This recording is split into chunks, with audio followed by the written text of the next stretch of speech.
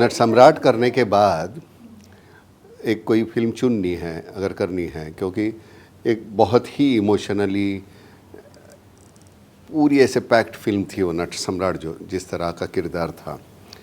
और मैं समझता था कि इससे कहीं अलग अगर मुझे कुछ करने को नहीं मिले तो ना करूं मैं। तो 1 साल हो गया। हालांकि साइमल्टेनियसली ये दोनों फिल्में मतलब एक ही वक्त नहीं शूट की। नट सम्राट इसके बाद की मैंने। कुछ अगर कहानी अलग नहीं है तो करूं क्यों? मेरे पास कितना वक्त बचा है और मैं कितनी फिल्में और करूंगा? तो अगर जो करनी है वो तुम्हें रास आए कुछ अलग है। अब चलती कितनी है नहीं चलती मुझे नहीं मालूम। अगर उसका वैसे सोचते रहूँगा तो वही वो घिसी पिटी तरीके से उसी फॉर्मेट की फिल्में मैं करता रहूँगा। और कल जो मैंने किया है वो नया था समझो, लेकिन मैं आज दोबारा वो करूँगा तो वो पुराना है। तो फिर वो सवाल आता है कि अरे यार कल तो मैंने किया था, लोगों ने बड़ा पसंद किया, आज क्यों नहीं करते? तो आज पुराना हो गया, क्योंकि मैं कुछ अलग कर नहीं पाता, इसलिए मैं वही करता हूँ। आज जाके कुछ हमारे उस वक्त के स्टार्स देखो, और उस वक्त बहुत चली हुई फिल्में जो है आज जाके अगर टीवी पे लगती है तो हम इमीडिएट वो चेंज कर देते हैं, वो देखना भी नहीं चाहते। इतनी घटिया फिल्म लगती है वो। उस वक्त बहुत अच्छी थी। अब उसी में अटका हुआ जो एक एक्टर है लगातार वो उस तरह की फिल्में करता रहेगा, और आज जाके वो लोग डिस्कार्ड करते हैं उसे। और वो तो कहता है कि यार कल तक मैं स्टार था, आज क्या हो गया? तो आज ये हो गया कि तो अपने आप को रिपीट करता रहा, इसलिए अब नहीं चाहिए। और एक बार लोगों के दिमाग से तुम निकल गए फिर निकल गए, क्योंकि फिर वो जैसे प्यार करना जानते हैं वैसे वो डिस्कार्ड करना भी जानते हैं।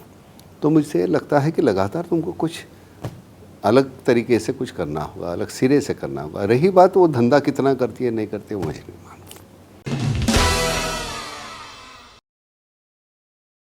माही एक जो है कि अपना काम जानती है, और सामने अच्छा कलाकार हो तो वो तुम्हारी रिस्पॉन्सिबिलिटी आधी हो जाती है। नहीं तो क्या है, अरे तुम एक किरदार निभाते निभाते तुम्हें पता चलता है कि सामने वाला गलत कर रहा है, फिर मैं अपना कैरेक्टर से निकल के अरे यार ये क्या कर रहे, वो तो मेरे चेहरे पे आ जाता है। तो वो नहीं हुआ, उसने अपना बखूबी निभाया है अपना किरदार। मैं शर्ट फट से पहनता नहीं है उसमें। मैं वो यहाँ से मैं जा रहा हूँ ये कुछ पहना है, यहाँ मैं जब आता हूँ और यहाँ से मैं जाता हूँ ये खंबा है, वहाँ कैमरा है, यहाँ से आता हूँ तो दूसरी शर्ट है, तो उसे स्टॉप ब्लॉक कहते हैं। मैं यहाँ तक आता हूँ, यहाँ मैं आया, मैं रुक गया, कैमरा लॉक कर दिया, यहाँ मैंने शर्ट बदली कर दी, फिर यहाँ से मैं यहाँ बाहर निकला तो उसको शर्ट पहन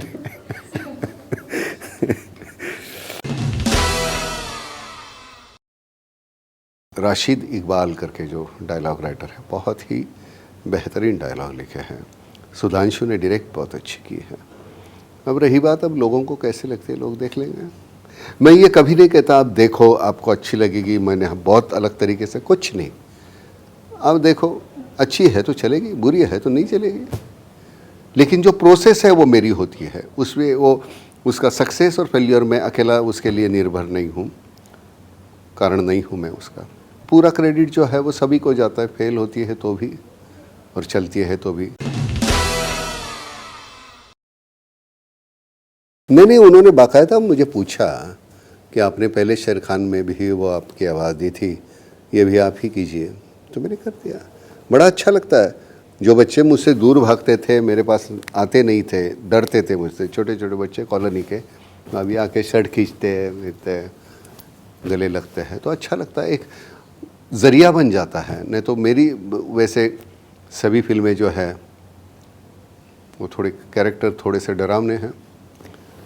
अग्निसाक्षी है या शक्ति,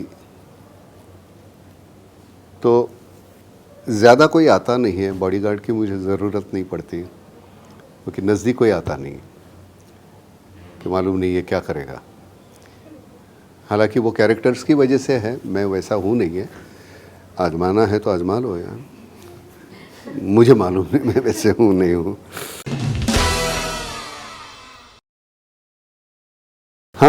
लव स्टोरी है। मैं अपना प्रकाश राज डायरेक्टर है तड़का का, उसकी डबिंग शुरू हो जाएगी अभी, ये 2-4 दिन का काम भी बाकी है। काफ़ी जवान हूँ मैं उसमें, काला सब लगा के जवान बन गया था थोड़ा सा।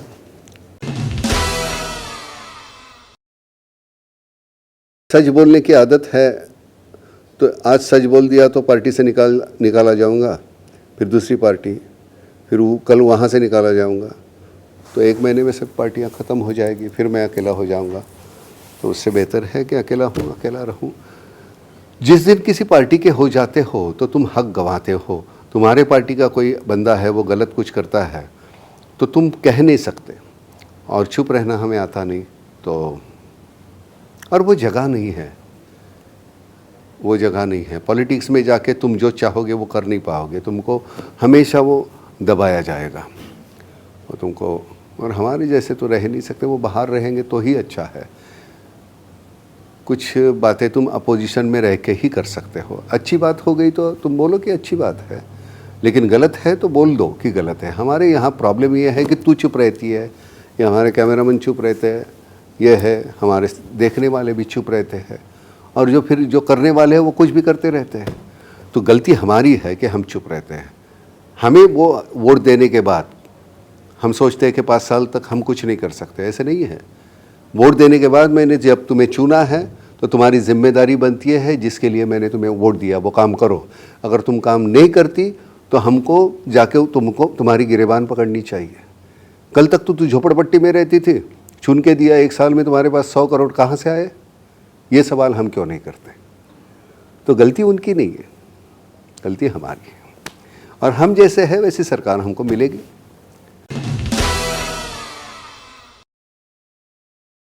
मैं किसी पर मेहरबानी नहीं कर रहा। मैं किसानों के लिए इसलिए करता हूं क्योंकि मुझ में जो अंदर मेरे जो इंसान है उसको ज़िंदा रखना है। मुझे पहले उसको ज़िंदा रखना है, इसलिए मैं ये करता हूं। ताकि ये सब कुछ इर्द गिर्द मेरे घट रहा है, उसके बावजूद अगर मैं चुप रहूँगा तो मुझे नहीं लगता मैं अपने आप को ज़िंदा रख पाऊँगा। तो ये अपनी जिम्मेदारी है, तेरी है, मेरी है। पिछले साल 60 करोड़ रुपए दिए हैं लोगों ने किसानों के लिए। वो किसने दिए? शहर के लोगों ने दिए, गरीब लोगों ने दिए। तो ऐसी बात नहीं कि शहर के लोग गांव वालों के बारे में सोचते नहीं, बहुत सोचते हैं। शहर के अपने कुछ दुख है, गांव वालों के अपने कुछ है। और मुझे लगता है कि सरकार जब तक करेगी और करती भी है, हम क्यों नहीं करते? ये हमारे हाथ में है। 60 करोड़ किसने? तो ही ने तो दिए हैं, मैं अकेला थोड़ी कर रहा हूँ। इस बार केंद्र सरकार और राज्य सरकार ने किसानों के लिए इतना कुछ किया है, मैं तुम हैरान हो जाओगे कि पहले अभी हम हमारी पूरी फसल जो है जाके हम अगर वहाँ दे देंगे सरकार के पास तो 70% हमको पैसे मिल जाते हैं किसानों को। बात ये है कि योजनाएं सरकार की बहुत है, अनफॉर्चुनेटली वो किसानों तक पहुंचती नहीं, मालूम नहीं उन्हें। तो हमारी ये जिम्मेदारी बनती है कि ये योजना है, ये उनको उन तक हम पहुंचाएं।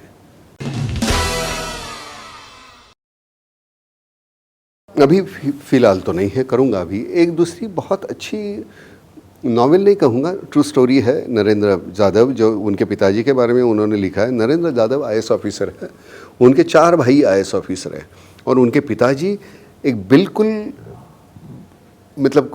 पढ़ाई नहीं, कुछ नहीं है, रेलवे में बहुत ही वो पत्थर खींचने वाले ऐसे जो काम है ना वैसा काम करते थे।